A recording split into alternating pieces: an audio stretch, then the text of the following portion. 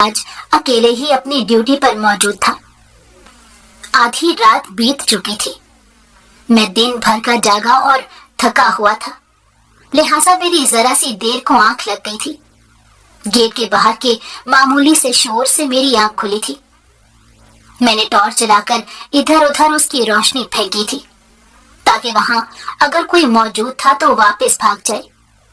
کچھ ہی دیر میں بالکل سناٹا چھا گیا تھا۔ وہ صرف میرا وہم ہی تھا یا میں نے سوتے میں شاید خواب میں آواز سنی تھی۔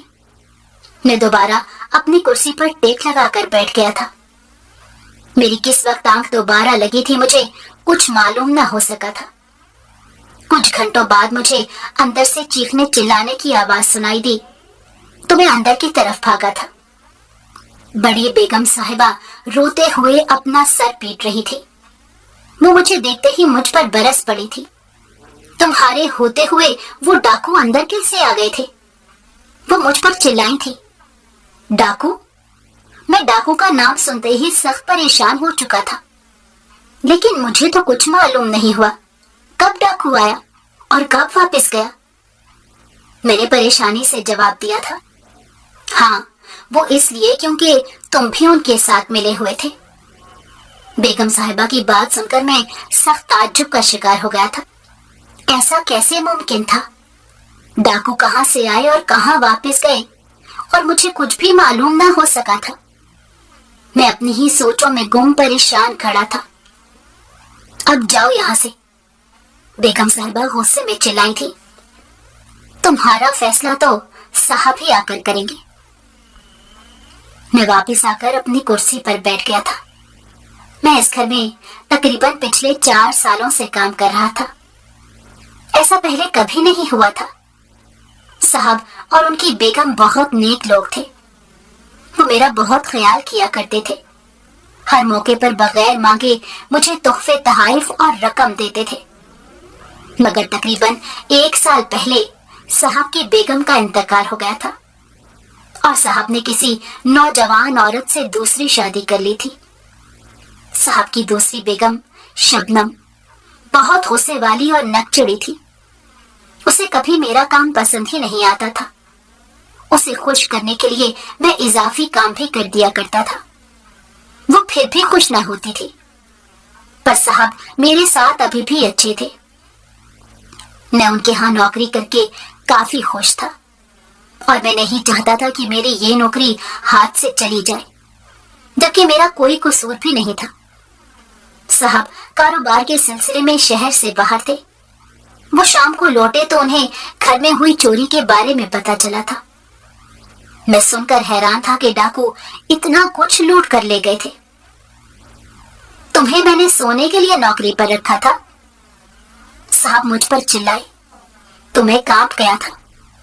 نہیں صاحب، میں نہیں سویا تھا، میں تو جاگ رہا تھا۔ صاحب کی بیوی نے میرے سامنے موبائل کر دیا تھا جس میں میری ویڈیو تھی۔ اس ویڈیو میں میں مسلسل سو رہا تھا۔ صاحب نے گھر کے باہر کیمرے لگا رکھے تھے۔ اس ویڈیو کے مطابق میں ڈاکو کے گھر میں آنے اور جانے کے وقت سویا ہوا تھا۔ ایسا کیسے ممکن تھا؟ میں خود حیران تھا۔ میری آنکھ ضرور لگ گئی تھی، مگر میں اتنا زیادہ سویا اس بات کا مجھے بالکل اندازہ نہیں ہو سکا تھا۔ اب یا تو تم مجھے چوری ہوا تمام سامان واپس لا کر دو، نہیں تو وہ چور پکڑ کر میرے سامنے لے آؤ جو شاید تمہاری مخبری پر ہی گھر آئے تھے۔ صاحب نے مجھ سے عجیب تقاضا کر دیا تھا۔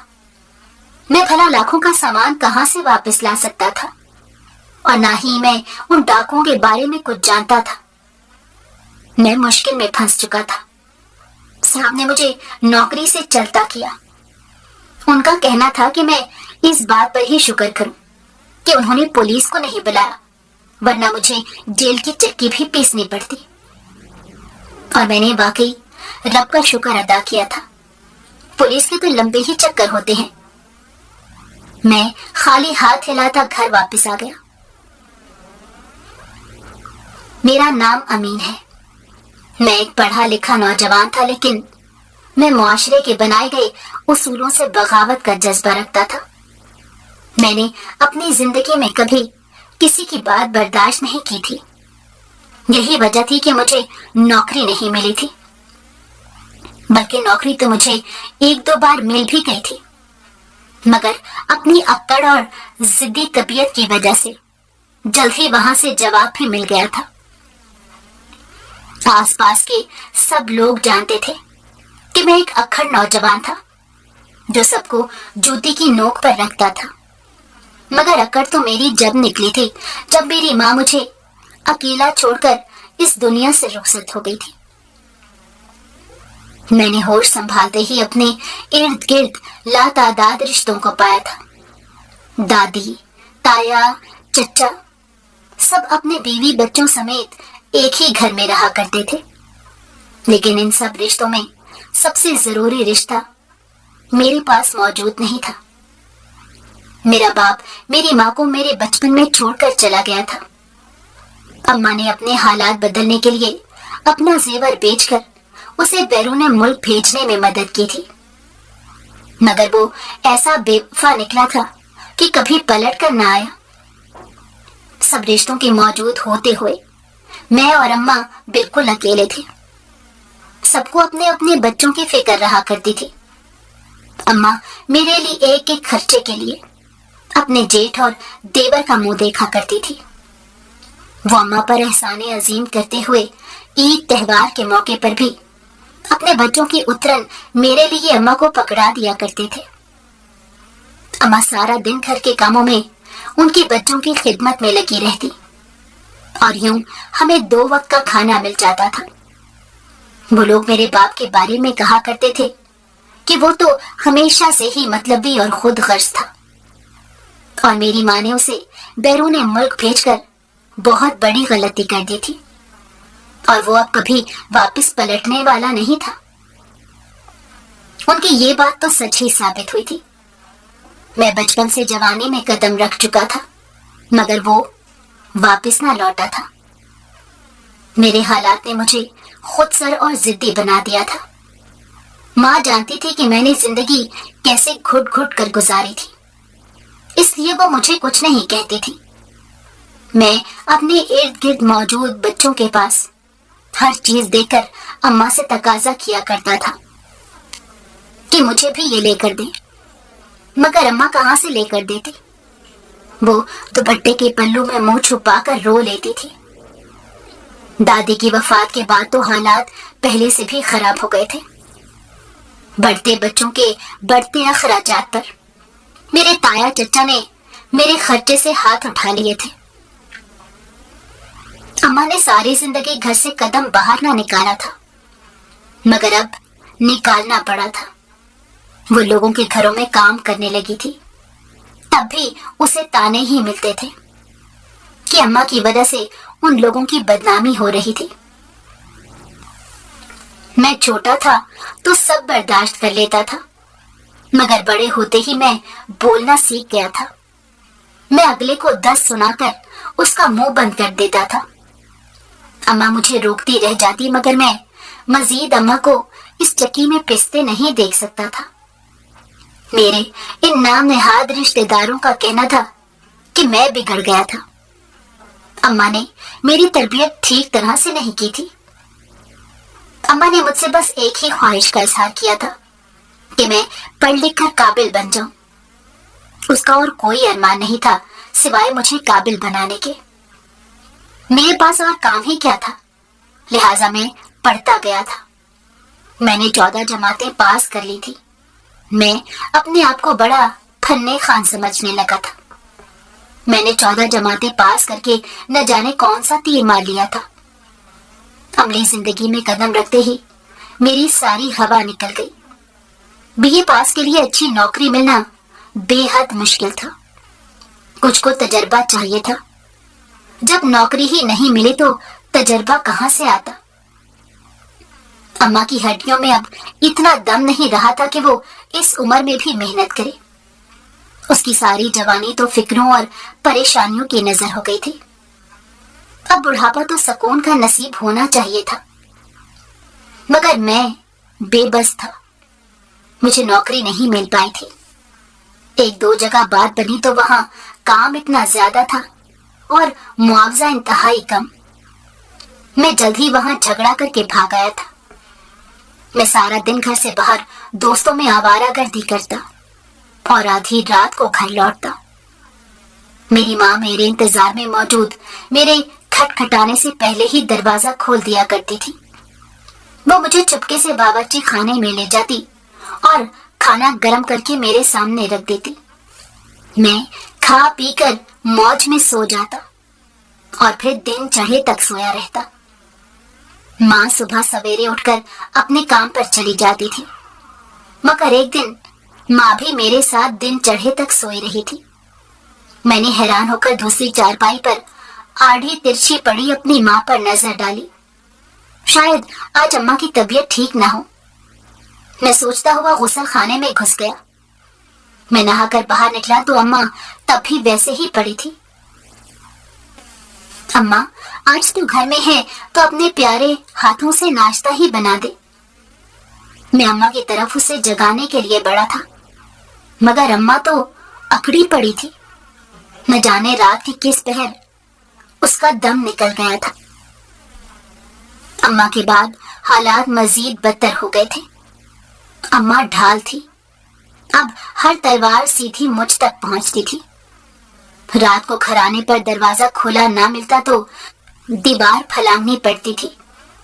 दोस्त से जिक्र किया तो उसने मजाक में रात के वक्त चौकीदारी का मशवरा दिया ताकि दिन में ही घर जाऊं। मैंने उसके मजाक को संजीदगी से सोचा। यूं एक मोहल्ले में रात के वक्त चौकीदारी करने लगा था। यूं चंद पैसे भी हाथ आ जाते और रात भी कट जाती। सुबह सवेरे घर जाकर आराम से सो जाता, नींद पूरी करके आवारा गर्दी कर लेता और रात को फिर से काम पर चला जाता। जिंदगी गुजर रही थी। मेरे एक दोस्त ने मुझे इस अजीम साहब के घर नौकरी का बताया था। उसी दोस्त के ताबुन से ये नौकरी मिल भी गई थी। ये पहले से काफी बेहतर नौकरी थी। एक वक्त का खाना भी मिलता था और हर त्योहार पर जोड़ा भी। साहब और बेगम साहिबा भी अपने बेटे की तरह मेरा ख्याल करते थे। मगर अब ये नौकरी भी हाथ से गई थी। मैं सड़क के किनारे बने फुटपाथ पर बैठ गया। सोची और फिक्रें दिमाग को घेरे हुए थी। मैंने नौकरी की तलाश शुरू कर दी थी। फिलहाल मेरे पास कुछ पैसे मौजूद थे, जिससे 1-2 महीने तो आराम से गुजर जाने थे। मुझे जल्द ही एक क्लिनिक पर चौकीदारी की नौकरी मिल गई थी। ये क्लिनिक एक डॉक्टरनी चला रही थी। क्लिनिक में पीछे की तरफ 2 कमरे और एक स्टोर भी था, जबकि डॉक्टरनी के कमरे के अलावा एक कमरा सामने की तरफ था, जिसमें मरीजों को ड्रिप्स वगैरह लगाई जाती थी। यहाँ मेरे अलावा एक और चौकीदार पहले से ही था। क्लिनिक चूंकि रात में भी खुला रहता था, लिहाजा उसे और मुझे 12-12 घंटे की ड्यूटी अंजाम देनी थी। एक हफ्ता मेरी रात की ड्यूटी होती तो अगले हफ्ते मुझे दिन में ड्यूटी देनी थी। मैं उस पर भी मुतमईन था। वैसे भी वक्त के साथ दोस्त भी मसरूफ होते जा रहे थे। मैंने अपनी नौकरी का आगाज कर दिया था। एक दिन मैं रात को ड्यूटी पर मौजूद था कि वही खातून क्लिनिक पर आई थी जिसने मुझे नौकरी से निकाल दिया था। वो चेहरा ढांपे अकेली ही थी। मैं बाथरूम से निकल रहा था जब मेरी नजर उस पर पड़ी थी। वो काउंटर पर मौजूद नर्स से बात कर रही थी। उसने मुझे नहीं देखा था। वो नर्स से इसरार कर रही थी कि वो डॉक्टरनी को बुला दे। वो कुछ देर बाद ही वापस चली गई। उसके बाहर निकलते ही मैं नर्स के पास जा पहुंचा था। नर्स ने बताया कि वो औरत बच्चा गिराना चाहती थी। नर्स की बात सुनकर मैं चौंक गया। उसकी और साहब की शादी को अभी ज्यादा अरसा नहीं गुजरा था, और जहां तक मेरी मालूमात थी, साहब की पहली बीवी से कोई औलाद नहीं थी। ऐसे में तो ये उनकी पहली औलाद होती, जबकि वो बच्चा गिराना चाहती थी। नर्स ने बताया था कि आज डॉक्टरनी शहर से बाहर गई हुई थी, लिहाजा इस औरत को कल आने के लिए कहा गया था। मैं पुरसोच अंदाज में वापस अपनी कुर्सी पर आ बैठा। कल मेरी साहब से मुलाकात हुई तो उनको अपनी बेगुनाही का यकीन दिलाने की कोशिश करूंगा। बेगम साहिबा तो पलट कर नहीं आई थी। अलबत्ता कुछ दिनों बाद मैंने उसे मार्केट में एक आदमी के साथ देखा था और उस आदमी को मैं अच्छी तरह पहचानता था। वो साहब जी का अच्छा दोस्त था, जो साहब जी की दूसरी शादी से पहले भी कई मर्तबा घर आया था। उन दोनों को एक साथ देखकर मैं हैरान था और दोनों की बेतकल्लुफी इस बात की तरफ इशारा कर रही थी कि मामला कुछ गड़बड़ था। खैर, अब मेरा इस घर और वहां के मालकों से कोई ताल्लुक नहीं था, लिहाजा मैं सर झटक कर आगे बढ़ गया। मैं आज बड़े दिनों बाद सुबह के वक्त घर आया था, बल्कि मुझे घर बुलाया गया था। मैं रात की ड्यूटी के बाद क्लिनिक के पीछे बने स्टोर में ही पढ़कर सो जाया करता था और शाम को उठकर दोस्तों में निकल जाता और रात को दोबारा से अपनी ड्यूटी सरअंजाम देता था। अम्मा की मौत के बाद मेरा इस घर में आने का दिल नहीं करता था। मुझे घर में दाखिल होते ही तब्दीली का एहसास हुआ। ताई मुझे देखते ही मेरा हाथ पकड़कर बड़े लाड से अंदर कमरे में ले आई। बड़े हॉल कमरे में मौजूद सभी नफूस मुझे दिलचस्पी से देख रहे थे। मैंने हैरान होते सामने बैठे अफराद पर नजर डाली थी। उन अफराद में से एक चेहरा मेरे लिए बिल्कुल अजनबी था। ये हमारे दूर के रिश्तेदार हैं। ताई ने जल्दी से आगे बढ़कर तारुफ कराया। ये है एहसन। ताई ने उस शख्स को मेरे नाम पर जोर देकर बताया था। वो शख्स उठकर आगे बढ़ा था और मुझे गले लगाकर जोर से भींच लिया। मैं इन सब के लिए तैयार नहीं था। मैं तो सिर्फ हाथ मिलाने के लिए आगे बढ़ा था। वो शख्स बड़े प्यार से मेरी कमर पर हाथ फेर रहा था। वो मेरा हाथ पकड़कर मुझे अपने बराबर ही लेकर बैठ गया। थोड़ी ही देर में सामने मौजूद मेज पर खाना चुन दिया गया था। ताई चाची मेरे सामने ट्रे करके मुझे चीजें पकड़ाने में लगी हुई थी। उन सबको मेरी फिक्र थी कि मुझ तक हर चीज पहुंच जाए। मैं हैरान था, क्या ये वही घर था जहां मैं हमेशा से रहा था, या मैं गलती से किसी और घर में आ गया था। सबके चेहरों पर मुस्कुराहट थी। ये वही चेहरे थे जिनकी मुस्कुराहट मुझ पर नजर पड़ते ही गायब हो जाती थी। मैंने हैरत से दाएं बाएं खड़ी अपनी ताई चाची पर नजर दौड़ाई थी और दोबारा से खाने पर झुक गया। खाना खत्म करते ही मैं उठकर चल दिया, जबकि वो लोग मुझे चाय के लिए रोकते रह गए। मैं एक और मिनट वहां रुक जाता तो शायद घबराहट से बेहोश हो जाता। मैं अपनी ड्यूटी पर मौजूद था। रात के वक्त अमूमन बहुत कम मरीज आया करते थे। 11 बजे के करीब कोई नकाबपोश लड़की क्लिनिक में दाखिल हुई थी। वो डॉक्टरनी के कमरे में चली गई। मैं इधर उधर के 2 चक्कर लगाकर अपनी कुर्सी पर बैठ गया। कुछ देर में ही 2 आदमी और एक औरत उधर आए थे। वो दरवाजे के बाहर खड़े आपस में कुछ बात कर रहे थे। मैं उठकर उनके करीब गया। वो मुझसे किसी लड़की के बारे में पूछ रहे थे जो कुछ देर पहले क्लिनिक में दाखिल हुई थी। उनकी परेशानी देखकर मैं घबरा गया। मैं जल्दी से डॉक्टरनी के कमरे में उस लड़की के बारे में मालूम करने गया था, मगर वो वहां मौजूद नहीं थी। मैंने डॉक्टरनी से पूछा तो उसने भी लाइल्मी का इजहार किया था। मैंने वापस आकर उनको बता दिया कि अंदर उनकी मतूबा लड़की मौजूद नहीं थी। वो मायूस होकर वापस लौट गए। मैं हैरान था कि लड़की तो मेरे सामने डॉक्टरनी के कमरे में दाखिल हुई थी, फिर वो कहाँ चली गई थी? खैर, मैं अपना सर झटक कर चौकन्ना होकर बैठ गया था। थोड़ी ही देर में डॉक्टरनी घबराई हुई बाहर निकली। उसने मुझे क्लिनिक बंद करने को कहा और खुद जल्दी से गाड़ी में बैठकर चली गई थी। मैं कुछ हैरान हुआ था। क्लिनिक तो रात भर खुला रहता था।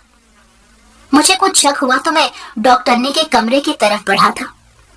मैं दरवाजा खोलकर अंदर दाखिल हुआ तो सामने का मंजर देखकर मेरे पैरों के तले से जमीन निकल गई थी। डॉक्टरनी के कमरे में रखे छोटे बिस्तर पर वो लड़की आड़ी तिरछी पड़ी थी, जबकि उसके जिस्म से खून निकलकर बिस्तर पर और नीचे फर्श तक फैला हुआ था। मैं उस लड़की की ये हालत देखकर बेहद घबरा गया। مجھے کچھ سمجھ نہیں آ رہا تھا کہ میں کیا کروں۔ میں باہر کی طرف بھاگا تاکہ نرس کو بلا سکوں، پر باہر کوئی موجود نہیں تھا۔ مجھے یاد آیا کہ نرس تو آج ڈاکٹرنی کے جانے سے پہلے ہی چلی گئی تھی۔ میں دوبارہ بھاگ کر اندر گیا۔ مجھے سب سے پہلے اس کا خون روکنا چاہیے تھا تاکہ اگر وہ زندہ ہو تو اس کی جان بچ سکے، پر مجھے معلوم نہیں تھا کہ اس کو چوٹ کہاں لگی تھی۔ میں پاس والی دکان کے مالک کو بلا لایا۔ وہ بھی لڑکی کی حالت دیکھ کر گھبرا گیا۔ اس نے کسی سرکاری اسپتال کی ایمبولینس کو فون کر کے بلا لیا تھا۔ لڑکی کو ہسپتال پہنچا دیا گیا، مگر وہ بے ہوش تھی۔ معاملہ جلد ہی پولیس تک پہنچ گیا۔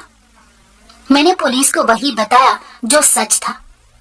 پولیس نے کلینک کا جائزہ لے کر تالا لگا دیا تھا۔ ڈاکٹرنی کو گرفتار کر لیا گیا تھا، مگر وہ صاف مکر گئی تھی۔ اس کا کہنا تھا کہ اس دن تو وہ کلینک پر آئی ہی نہیں تھی۔ اب سارا شک مجھ پر جاتا تھا۔ پولیس مجھے گرفتار کرنے کا سوچ رہی تھی۔ انہوں نے مجھے اسپتال سے دور نہ جانے کی تاکید کر دی۔ اب سب کچھ اس لڑکی کے بیان پر منحصر تھا۔ میں دعا گو تھا کہ اسے جلد ہوش آ جائے تاکہ میرے اس معاملے سے جان چھوٹ سکے، نہیں تو میں ایک بار پھر بے قصور مارا جاتا، اور اس بار بڑی بری طرح پھنسا تھا۔ میرے پیچھے کون تھا جو میری ضمانت کے لیے دھکے کھاتا؟ پولیس اپنی تفتیش جاری رکھے ہوئے تھی۔ لڑکی کو اگلے دن ہوش آ گیا۔ پولیس نے اس کا بیان لینے کی کوشش کی۔ لڑکی کچھ بول نہیں پا رہی تھی۔ اسے کچھ یاد نہیں تھا کہ اس کے ساتھ کیا ہوا تھا۔ پولیس نے اس کے لواحقین کے متعلق پوچھا تو اس نے میری طرف اشارہ کر دیا۔ میں سناٹے کے عالم میں اسے دیکھ رہا تھا۔ یہ میرے شوہر ہیں۔ وہ بولی تو میرے ارد گرد دھماکہ ہوا تھا۔ میں تو آسمان سے گر کر کھجور میں اٹک گیا تھا۔ مجھے کچھ سمجھ نہیں آ رہا تھا کہ یہ سب کیا تھا۔ پولیس نے مجھے جھاڑ پلا کر اسے میرے ساتھ روانہ کر دیا۔ ان کا کہنا تھا کہ اپنے گھر کے مسئلے گھر میں ہی حل کیا کرو، دنیا کے سامنے کیوں تماشا لگاتے ہو۔ میں اسے لیے ہسپتال سے تو نکل آیا، مگر مجھے سمجھ نہیں آ رہی تھی کہ میں اسے کہاں لے کر جاؤں گا۔ اپنے گھر تو میں اسے لے جا نہیں سکتا تھا، اور الگ کہیں میں اسے رکھ نہیں سکتا تھا کیونکہ وہ میری بیوی تو تھی نہیں۔ میں نے باہر نکلتے ہی سب سے پہلے اسے یہی سوال کیا کہ اس نے ایسا کیوں بولا تھا کہ میں اس کا شوہر ہوں۔ تو آپ میرے شوہر ہی ہیں، وہ چھمبے سے بولی تھی۔ بات سنو لڑکی، میں نے اس کا بازو پکڑ کر سختی سے کہا تھا، یہ ڈرامہ پولیس کے سامنے تو کر لیا، مگر میرے سامنے نہیں چلے گا۔ میں نے انگلی اٹھا کر اسے دھمکی دی تو وہ سہم گئی تھی۔ اس کی آنکھیں آنسوؤں سے بھر گئی تھی۔ میرا دل پسیج گیا۔ میں نے فوراً ہی اس کا بازو چھوڑ دیا تھا۔ اسے اپنے بھرے گھر لانے کے سوا میرے پاس کوئی راستہ نہیں تھا۔ میں گھر میں ایک لڑکی کے ساتھ داخل ہوا۔ گھر میں موجود سبھی نفوس ساکت و جامد کھڑے مجھے دیکھ رہے تھے۔ میں نے سب سے نظریں چراتے ہوئے تائی کی چھوٹی بیٹی سدرا کو آواز دی۔ وہ فوراً ہی کہیں سے نکل کر سامنے آ گئی۔ میں نے اس لڑکی کو سدرا کے حوالے کیا اور خود واپس پلٹ گیا تھا۔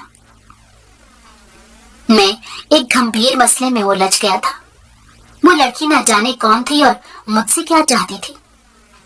کیا واقعی اس کی یادداشت چلی گئی تھی یا وہ یہ سب ڈرامہ کر رہی تھی؟ پر اسے یہ سب کرنے کی کیا ضرورت تھی؟ مجھے کچھ سمجھ نہیں آ رہا تھا۔ میں سڑکوں پر بے مقصد گھوم رہا تھا۔ فی الحال تو میں اسے گھر چھوڑ آیا تھا، مگر میں جانتا تھا کہ اسے زیادہ عرصے تک وہاں نہیں رکھ پاؤں گا۔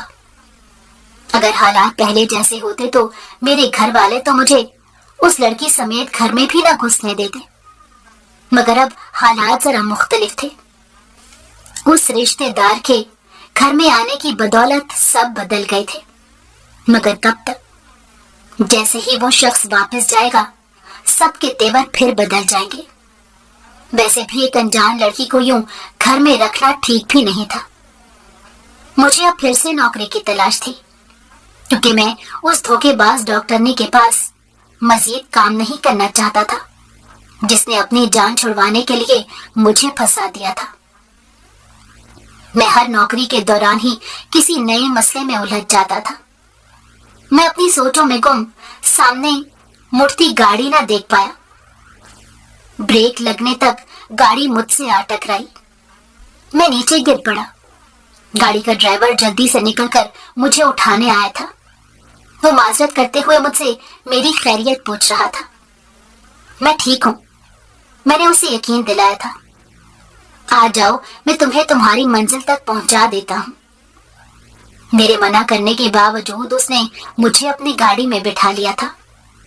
माफ करना, इस उम्र में गाड़ी चलाना जरा मुश्किल होता है, वो बेचारगी से बोला था। आपको ड्राइवर रख लेना चाहिए। मैंने उसे बिला वजह ही मशवरा दिया। मैं तो कब से ड्राइवर की तलाश में हूँ, वो बोला था, और मैं नौकरी की तलाश में हूँ। मैं बेखुदी में बोल गया। तुम्हें गाड़ी चलानी आती है? उसने चौंक कर पूछा। हाँ, मुझे गाड़ी चलाने का बहुत शौक था, लिहाजा अपने दोस्त की गाड़ी पर मैंने ड्राइविंग सीख ली थी। लो, फिर तो मसला ही हल हो गया। ड्राइवर की नौकरी के लिए सिर्फ गाड़ी चलानी आनी चाहिए, वो खुशी से चुटकी बजाते बोला था। मैं हैरान था, इतनी जल्दी नौकरी का बंदोबस्त हो गया। खुदा मुझ पर मेहरबान था। मैंने भी ज्यादा सोचना मुनासिब नहीं समझा और फौरन हामी भर ली। मैंने फरीद साहब के यहाँ नौकरी करना शुरू कर दी थी। वो दोनों मियाँ बीवी अकेले ही रहा करते थे। उन्हें सौदा सनफ लाने के लिए दिन में बाजार के कई चक्कर लगाने पड़ते थे। मैं दिन भर उनके घर रहता और शाम को वापस आ जाता था, क्योंकि शाम में वो कहीं नहीं जाते थे। काम सिर्फ चंद घंटों का ही था। मैं इस नौकरी से बड़ा खुश था। मैं जल्द ही फरीद साहब और उनकी बेगम से घुल मिल गया था। वो दोनों बहुत नेक और हमदर्द थे। वो अपने बेटे की तरह मेरा ख्याल रखते थे। उन दोनों मियाँ बीवी को न जाने क्या गम था। मैंने उन्हें अक्सर रोते हुए देखा था। मैं कई बार उस लड़की से उसकी हकीकत जानने की कोशिश कर चुका था, मगर वो अपनी जबान खोलने को तैयार न थी। उस लड़की का नाम मारिया था। मैंने मारिया को प्यार और गुस्से से भी पूछकर देख लिया था। मैं कई बार उस डॉक्टरनी के घर भी गया था ताकि उससे कुछ पता जलाया जा सके, पर वो न जाने कहाँ गायब हो गई थी। उसके घर पर ताला लगा हुआ था। मारिया ने घर में सबको यही बताया था कि मैं उसका शौहर था। ताई ने मुझे मारिया को अपने कमरे में ले जाने का कहा तो मैं सर पकड़ कर बैठ गया था। कुछ ही अरसे में मारिया के फूलते जिस्म को देखकर मुझे उसके झूठ की समझ तो आ गई थी। वो हामला थी। उसे मैं किसी के शौहर के नाम की जरूरत तो थी, मगर बाकी कहानी मैं अभी तक समझ ना पाया था। इतना जान गया था कि वो किसी बड़ी मुश्किल में फंसी हुई थी। मैं एक बड़े प्लाजे में कुछ खरीदारी के लिए आया था। फरीद साहब की आज कुछ तबीयत ठीक नहीं थी, लिहाजा उन्होंने मुझे भेज दिया। वो अक्सर यहाँ से खरीदारी करने आया करते थे।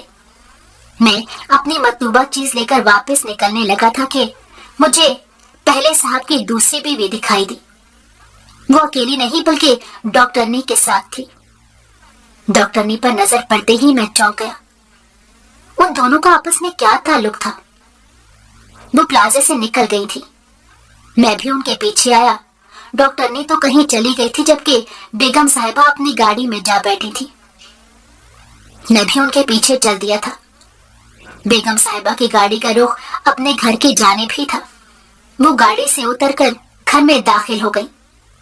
यकीनन मारिया का भी कोई ना कोई ताल्लुक इन दोनों औरतों से था। मुझे ये सब पता लगाना था। मैं गाड़ी दूर खड़ी करके बाहर निकल आया था। मैं अभी थोड़ा आगे ही बढ़ा था कि मुझे एहसास हुआ कि मेरे पीछे कोई मौजूद था। मैंने मुड़कर देखा तो पीछे खड़े शख्स ने मेरे सर पर जोर से कोई चीज मारी थी। मैं चोट खाकर गिर गया और मेरी आंखों के सामने अंधेरा छा गया था। मुझे होश आया तो मुझे समझ नहीं आया कि मैं कहाँ था। ये कोई छोटा सा कमरा था जिसमें मुझे कुर्सी से बांध रखा था। मैंने अपने आप को आजाद करवाने की कोशिश की, मगर रस्सी बहुत मजबूत थी। मैं बेबस बैठकर किसी की आमद के इंतजार में था। तकरीबन 1 घंटे बाद दरवाजा खुला। दरवाजा खुलने के साथ ही रोशनी की एक दरार कमरे में आई थी। सामने मौजूद शख्स को मैं पहचान गया था। वो रुस्तम था, जो साहब का होने वाला बहनोई था। मैं उसे हैरान नजरों से देख रहा था। मारिया कहाँ है? वो गुस्से से बोला था। मारिया से तुम्हारा क्या ताल्लुक है? मैंने हैरान होकर पूछा। वो बीवी है मेरी। उसके अल्फाज ने मुझे चौंका दिया था। मुझे नहीं मालूम वो कहाँ है। मैं मारिया को हरगिज उसके हवाले नहीं करना चाहता था। मारिया यकीनन उससे बचने के लिए ही भागी थी। अगर उसने अपने शौहर के पास ही जाना होता तो वो पुलिस को जरूर बता देती। उसने मेरे मुंह पर जोरदार मुक्का मारा था। मैं कुर्सी समेत पीछे जा पड़ा। उसने कुर्सी को एक ठोकर मारी और बाहर निकल गया था। मैं जानता था वो मुझे डरा धमका कर मारिया का पता करने दोबारा आएगा। इससे पहले मुझे कुछ करना था। मैं खुद को कुर्सी से आजाद करने की कोशिश में लग गया था। मैंने जैसे तैसे करके खुद को आजाद कर लिया। मैंने दरवाजा खोलने की कोशिश की, मगर वो बाहर से बंद था। मुझे बाहर से कदमों की आवाज सुनाई दी तो मैं दरवाजे की ओट में खड़ा हो गया। दरवाजा खोलकर कोई अंदर दाखिल हुआ। मैं निहायत तेजी से उस पर झपट पड़ा। उसे संभलने का मौका दिए बगैर मैंने गर्दन से उसे पकड़कर काबू कर लिया। उसने हाथ पांव मारकर खुद को छुड़वाने की कोशिश की, मगर मेरी गिरफ्त मजबूत थी। मैंने सामने की दीवार में उसका सर दे मारा था। वो एक ही वार से ढीला पड़ गया था। मैंने उसकी जेब से पिस्तौल निकालकर उसकी कमर पर रखी और उसे घसीटता हुआ अंदर की तरफ बढ़ा था। सामने के हॉल में शबनम साहब के साथ बैठी थी। साहब मुझे देखकर चौंक गया था। तुम यहाँ क्या कर रहे हो? तुम्हारी इतनी जुर्रत? छोड़ो, रुस्तम को नहीं, मैं अभी पुलिस को फोन कर दूंगा। साहब ने मुझे धमकी दी थी। बैठ जाओ साहब, मैंने उसे पिस्तौल दिखाते सर्द लहजे में कहा था। पहले मुझे इन दोनों से बात कर लेने दो। मैंने रुस्तम को एक मुक्का खींचकर मारा था। शबनम के मुंह से चीख निकली थी। मारिया के साथ क्या किया था तुम दोनों ने? मैंने सख्ती से पूछा था। शबनम अभी भी मुंह खोलने को तैयार नहीं थी। मैंने रुस्तम को एक और मुक्का दे मारा। बताती हूँ। वो खौफ से चीखी थी।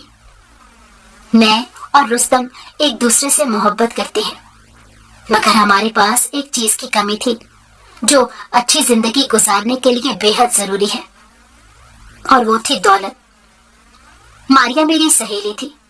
उसके बाप के पास बेपनाह दौलत थी, जबकि तुम्हारे साहब रुस्तम के दोस्त थे और उनके पास भी दौलत की कमी नहीं थी।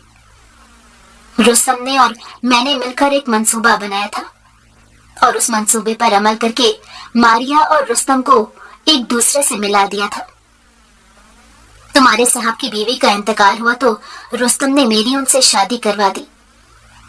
मैं उधर दोनों हाथों से दौलत समेटने में लगी रही थी, और इधर मारिया को रुस्तम से मोहब्बत हो गई थी।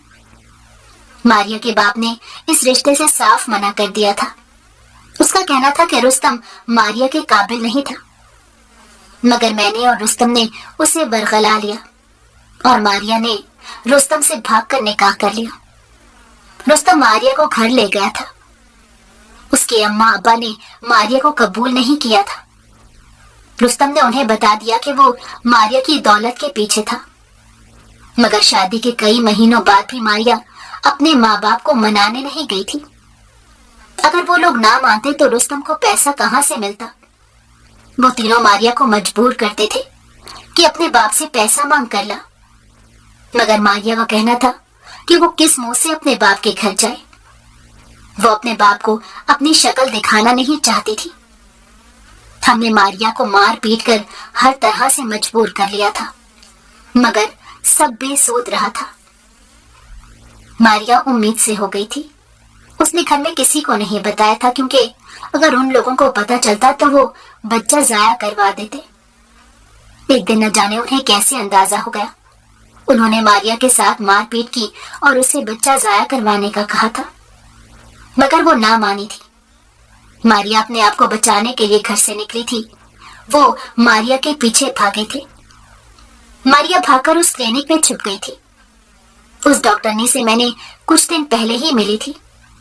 मुझे रुस्तम ने फोन करके बताया था कि वो उस डॉक्टरनी के क्लिनिक पर ही छुपी है, लिहाजा मैंने उसे फोन करके उसका बच्चा गिराने का कह दिया था और बदले में मुंह मांगी रकम का वादा किया।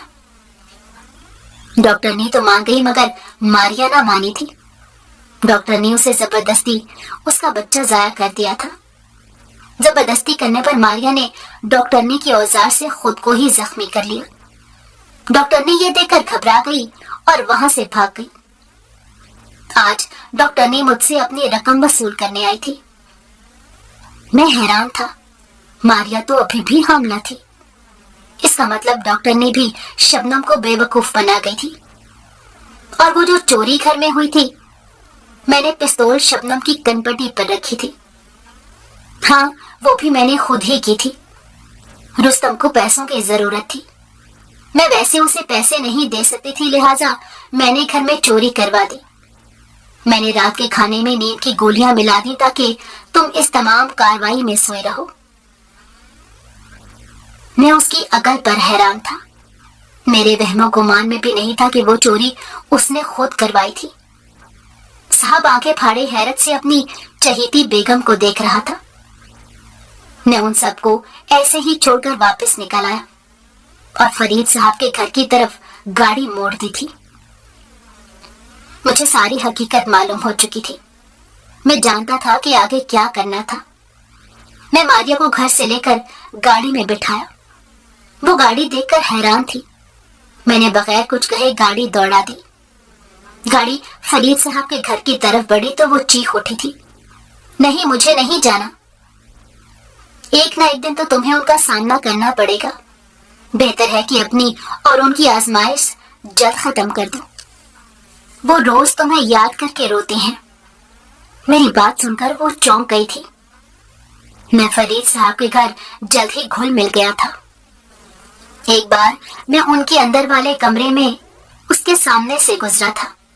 कमरे के दरवाजे से सामने दीवार पर लटकी तस्वीर देखकर मैं चौंक गया था। मैंने मारिया की तस्वीर उनके घर देख ली थी। मारिया उनकी इकलौती बेटी थी जो रुस्तम की मोहब्बत में पड़कर उनको इस उम्र में अकेला छोड़ गई थी। वो मारिया को बहुत याद करते थे। मारिया मेरे साथ फरीद साहब के घर में दाखिल हुई तो वो मारिया को देखकर हैरान रह गई। मारिया रोते हुए उनके कदमों में बैठ गई थी। फरीद साहब की बेगम ने उसे कंधों से पकड़कर उठाते हुए गले से लगा लिया था। मारिया के यहाँ बेटी ने जन्म दिया था।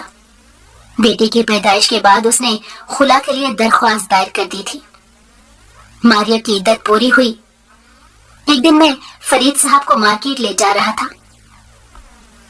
क्या तुम मारिया से शादी करोगे? फरीद साहब की आवाज पर मैं चौंक गया था। उन्होंने एकदम ही मुझसे सवाल कर दिया था। मुझे कोई जवाब नहीं सोच सका था।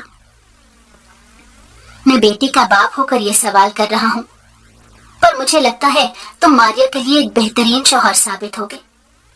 मैं जानता हूँ उसने जो गलती की थी उसके बाद तुम्हारा उसे अपनाना मुश्किल है, मगर अगर तुम उसे अपनाते हो तो ये तुम्हारा मुझ पर एहसान होगा।